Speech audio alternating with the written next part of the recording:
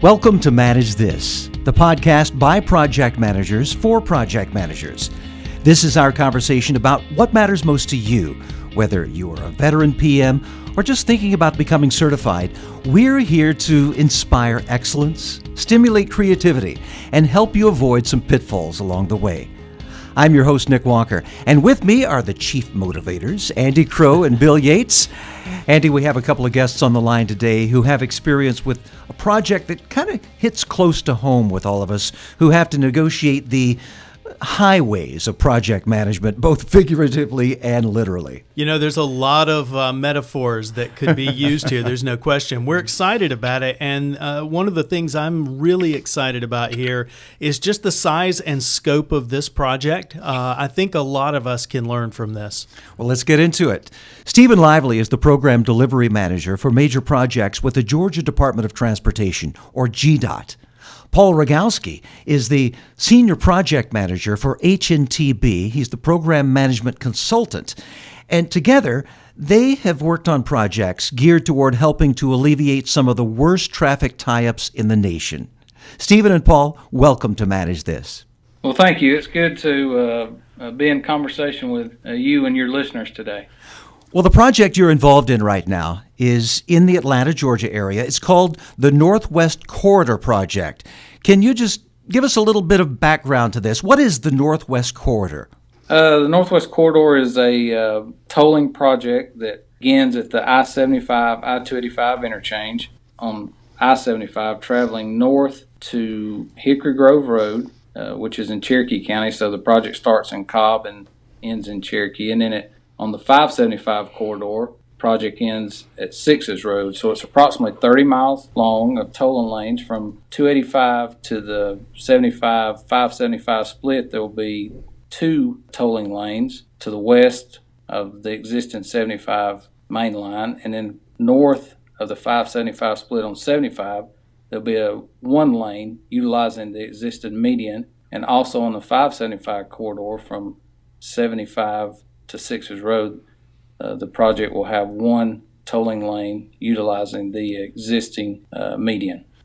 So I think it's clear that this is a massive project. Mm-hmm. Yes. Actually, we rode the project yesterday, and one of the gentlemen that was riding with me, he said, and this speaks to me for me as well, that I've never worked on a project with this magnitude of work and the length of the project. Actually, the largest project that GDOT has ever undertaken in general. Tell us about the roles that you guys play. Stephen and Paul, what are your roles in this project? My major role is just to coordinate the activities, daily activities, and keeping the job moving, working with FHWA, just a representative for the department, a face, if you will, to keep the job moving. And I'll let Paul kind of describe his role in that HNTB. Sure. My role had started back in 2010, and my role was to really set up the first design, build, finance contract in the state. This was a new model that had not been ever executed in the state, and as a design, build, finance, of course, it took a lot of changing and really the culture and some of the thinking on GDOT on how to deliver a project. Normally, they would have mostly internal staff to try to manage, their typical projects. But with this magnitude, there's anywhere between, I would say, 50 to 60 people that Stephen and myself have to manage on a day-to-day basis, besides the contractors' work, and just try to make this thing happen. Got it. Hey guys, just give me a bottom line. How is this going to make my commute to work easier? So you have a choice to make. You can either use the general purpose lane or you can use the tolling lane. So the beauty of the tolling lane is it being dynamic. Of course, as the need goes up or demand goes up, the price goes up, because the ultimate goal is what? To keep that lane open and to keep traffic flowing in a manner that's expected by the traveling public. In fact, the goal is to never drop below 45 miles an hour in the tolling lane. I like that. Yeah. So, as the price goes up, that's the reason it's going up, to keep the lane moving and to minimize impact. The beauty is that you get to have a choice But the overall savings, if you use the express lane, is estimated at 43 minutes as compared to now. But also another benefit is if, when we take people and put them in the tolling lane or travelers, you lessen the number of travelers in the general purpose lane. So the expected savings in the general purpose lane would be 16 minutes. How many cars are we talking about on the road? There are approximately 450,000 vehicles use the 75-285 interchange. And then north of Windy Hill, it's approximately 214,000 travelers use the corridor north of Windy Hill on a daily basis. That is a massive project. Paul, I was going to ask you, this is Bill. I wanted to ask a quick question. As I think about, so you two are managing 50 to 60 people fairly directly, but this managed lane system is massive. So, as Stephen described, it's about 30 miles of managed lanes. And I think my understanding is this is similar to systems that are in Houston, LA, Minneapolis, and Seattle. And it's directional, so you guys have to take into account there are 2 lanes of traffic going southbound on the morning commute and then going northbound on the evening commute. Correct. So this is, and this is this is the first time we've implemented anything like that in the state of Georgia. So this is new technology, so to speak, and a massive, the largest budget, the largest project that you guys have had. So I imagine there's that kind of ups the ante for you guys, right? Oh, absolutely. There was a lot of things, like I said, since I had come on board, and we had to work with GDOT, and they were willing to take the risk and go in different directions they'd never gone before. But it was the only way really we can produce the product for the state. So it was a really big change in thinking for delivery of this. And the other thing too is you're talking to the 2 people here, I guess, kind of delivering the project in a sense. But there's somewhere where it has to be plugged into the wall, in a sense. And, we're building the vacuum cleaner, and it's the most expensive vacuum cleaner you've ever seen. But at some point, it's got to be plugged in the wall and to be working. That's right. So there's a whole other effort that's out there that we're not really discussing too much in detail. But, the whole operations side of this, and the gate system and the toll system and compliance, with the tolling and things, is another massive undertaking that SRTA is involved with GDOT. There's several agencies to assist to make sure that gets it done. There's several departments besides GDOT and just what Stephen works for to deliver the project as well, and then also to operate the project afterwards. So it's a huge endeavor.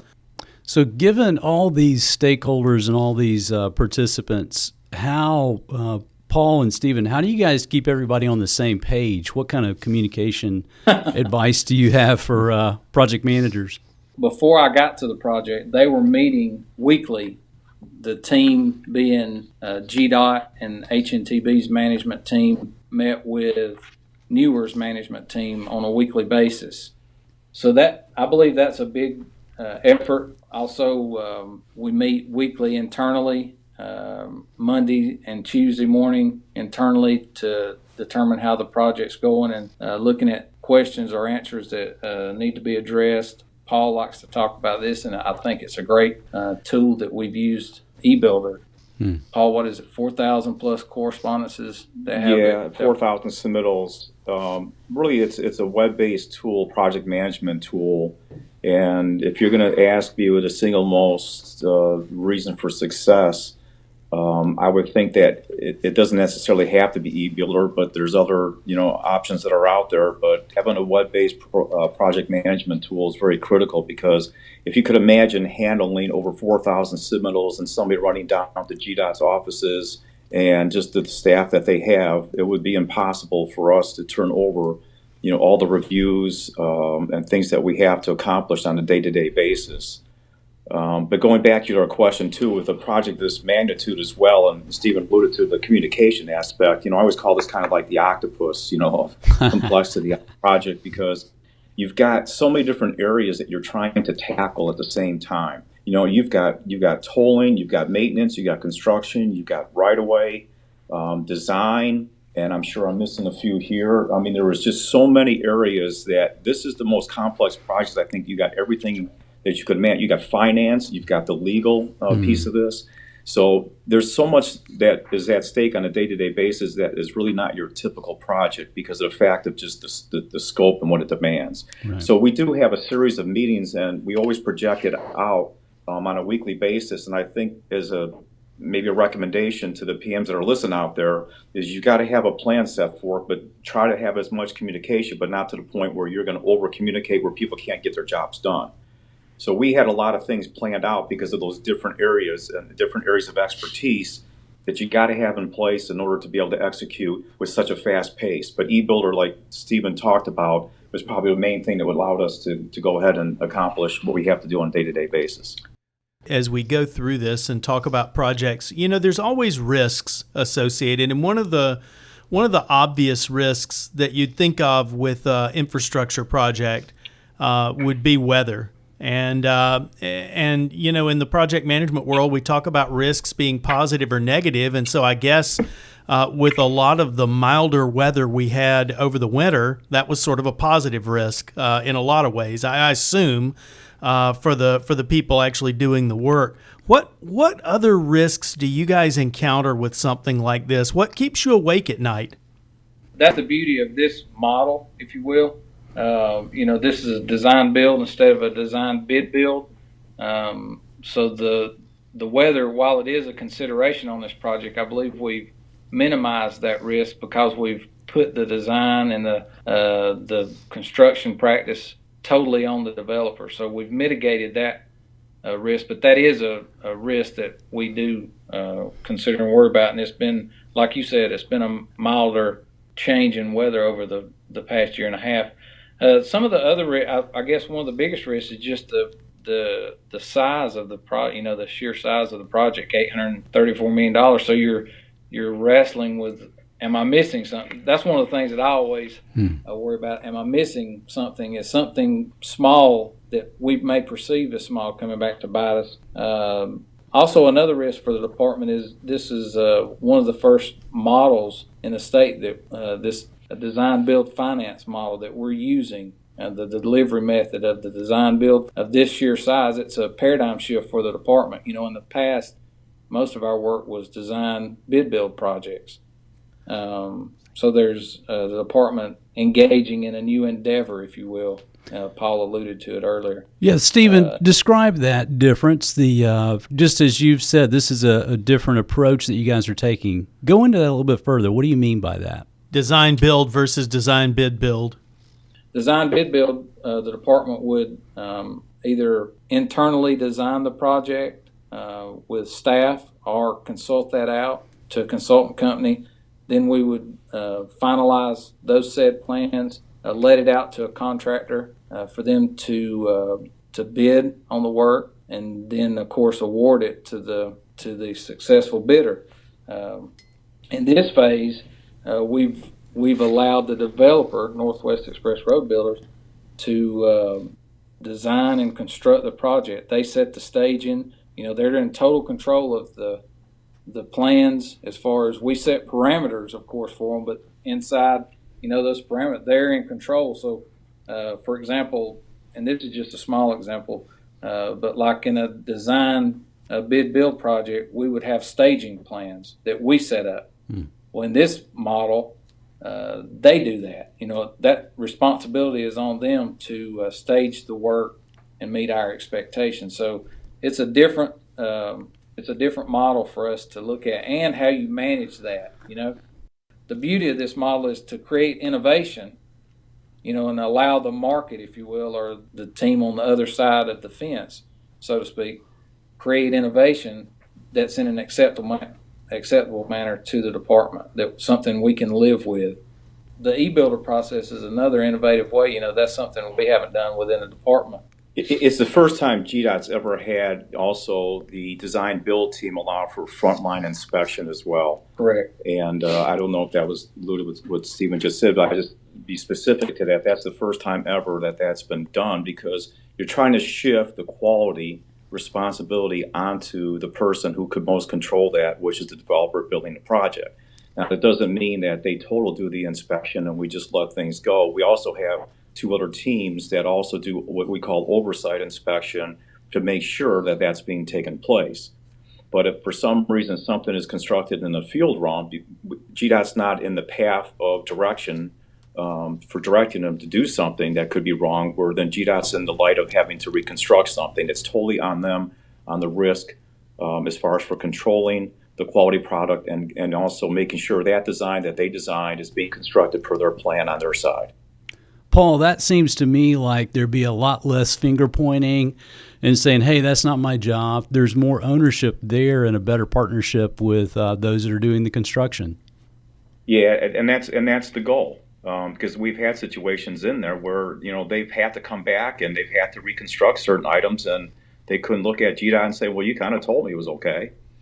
So it is a different shift. You're also, too, trying to help schedule, because you don't want to be there in their faces every step of the way.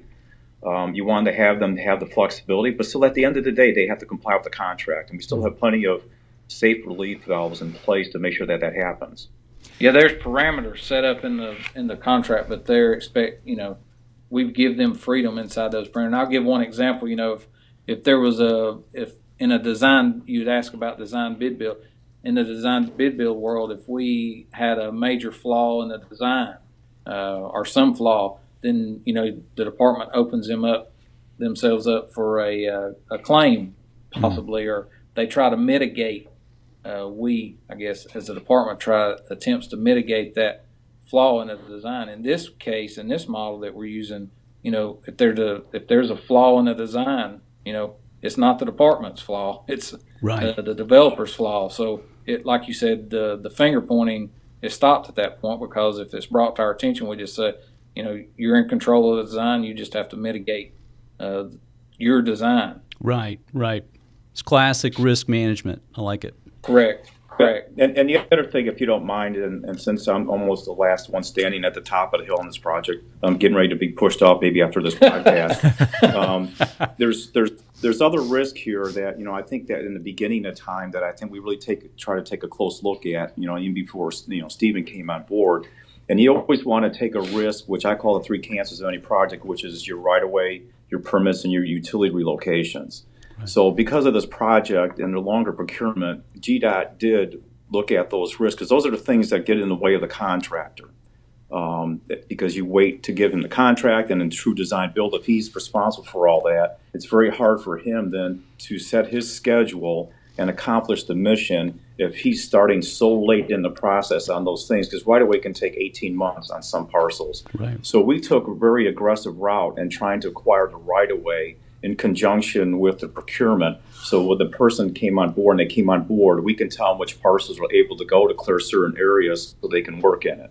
So that was one thing. And then the other thing was the permits.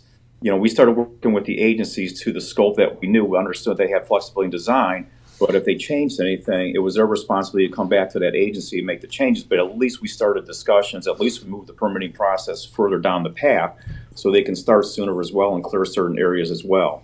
And then the third thing is the utilities. It was all on them. So utility relocation, because of design they owned, and they can control mostly on utility relocations, the utility relocations was totally their responsibility, and enter into agreements, which is totally new to GDOT, with the contractor. So those three things, too, I'm just going back in time, which really set up, I think, for the success to what we're talking about today, being 1 year away from the project finish. That those are things, too, maybe your listeners are curious to hear.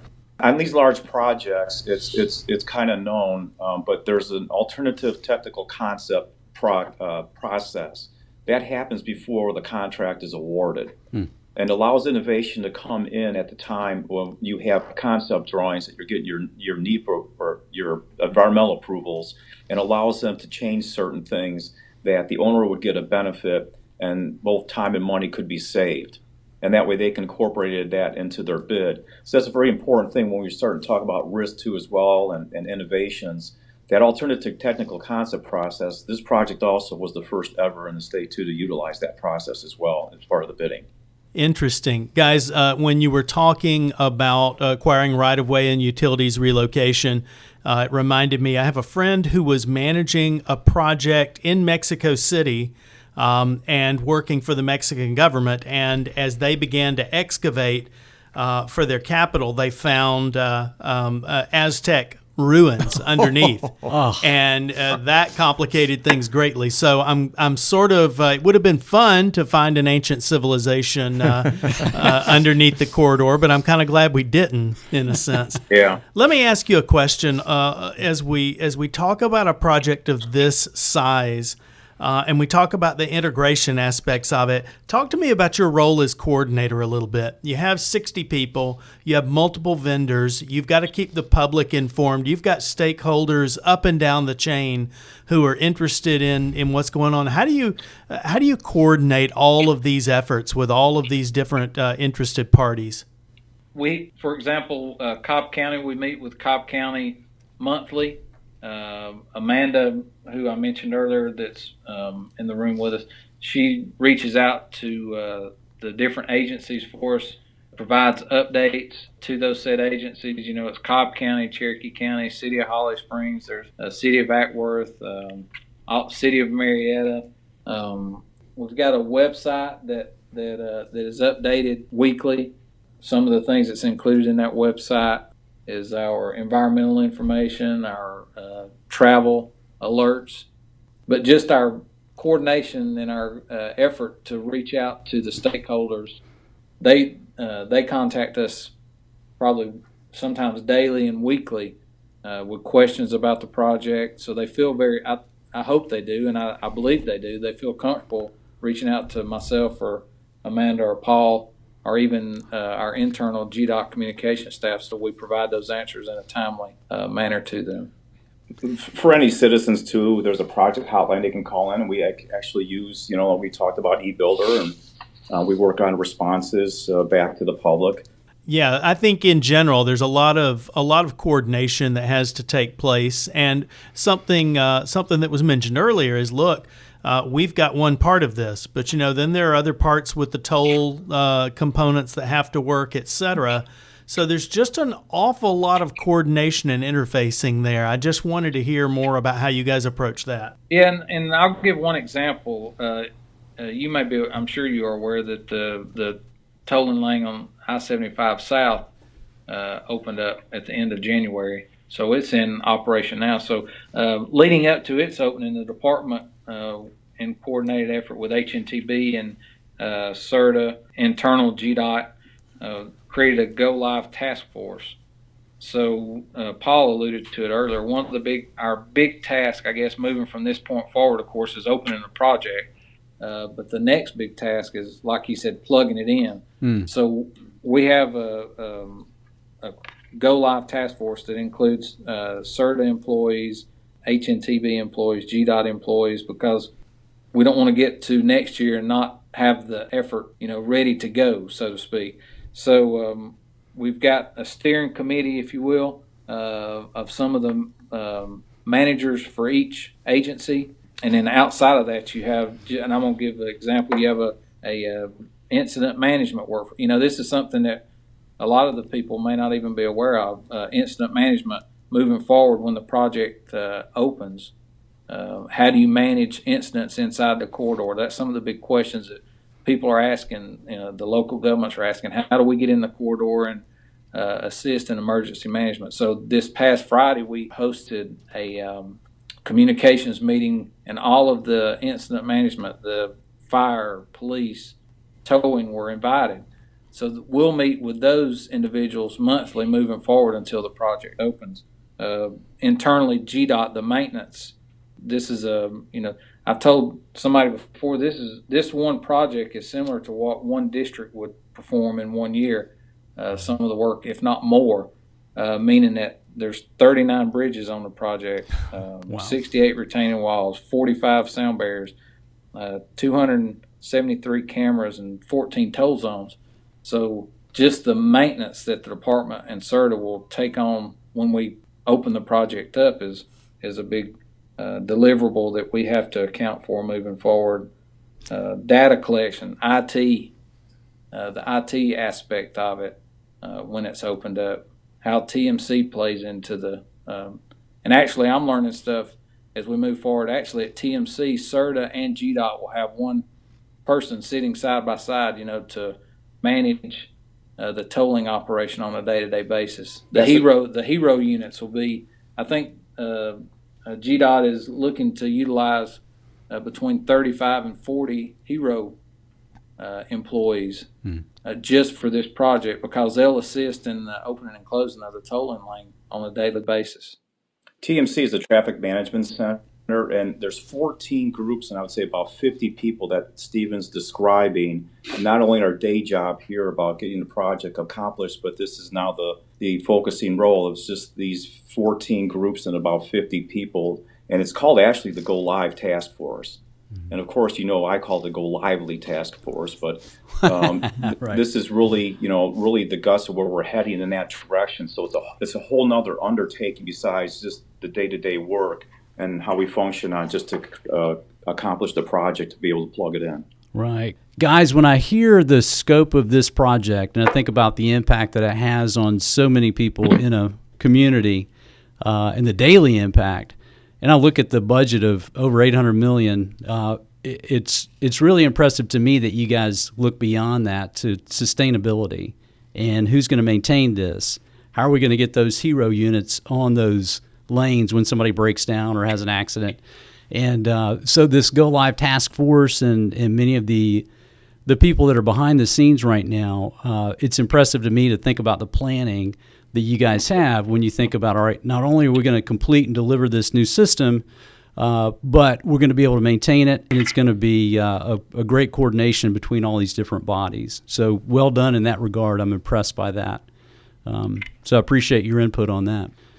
Thanks so much for being with us here on Manage This and giving us some insight into really what I guess is almost an heroic task of efficiently moving thousands of people every day. We've got some gifts for you here. You can't see it, but we have a beautiful Manage This coffee mug that we want to send both of you. Use it every day. Well, we appreciate that. I'll have to find my old Bradley University mug to send back to you guys. See you find something from Southern Poly. Well, thank you for having us. We like to communicate with people, get the message out, and thank you for allowing us to do that today. Yeah, it's a great discussion. Yeah. Thanks, guys. We want to let our listeners know that if they have any questions about the Northwest Corridor project, they can email northwestcorridor@dot.ga.gov. That's Northwest Corridor at dot.ga.gov. Or the project hotline is 678-486-3767. Well, thanks again, Stephen and Paul. Andy and Bill, as always, thanks for your expertise. We want to remind our listeners of that extra value that we provide for just listening to this podcast. Your time is worth PDUs, professional development units toward your recertifications. To claim your free PDUs for this podcast, go to velociteach.com and select Manage This Podcast from the top of the page. Click the button that says Claim PDUs and just click through the steps. And that's it for us here on Manage This. We hope you'll tune back in on April 18th for our next podcast. In the meantime, you can visit us at velociteach.com/manage this to subscribe to this podcast, to see a transcript of the show, or to contact us. And tweet us at manage_this if you have any questions about our podcasts or about project management certifications. We'd love to hear from you. That's all for this episode. Thanks for joining us. Until next time, keep calm and manage this.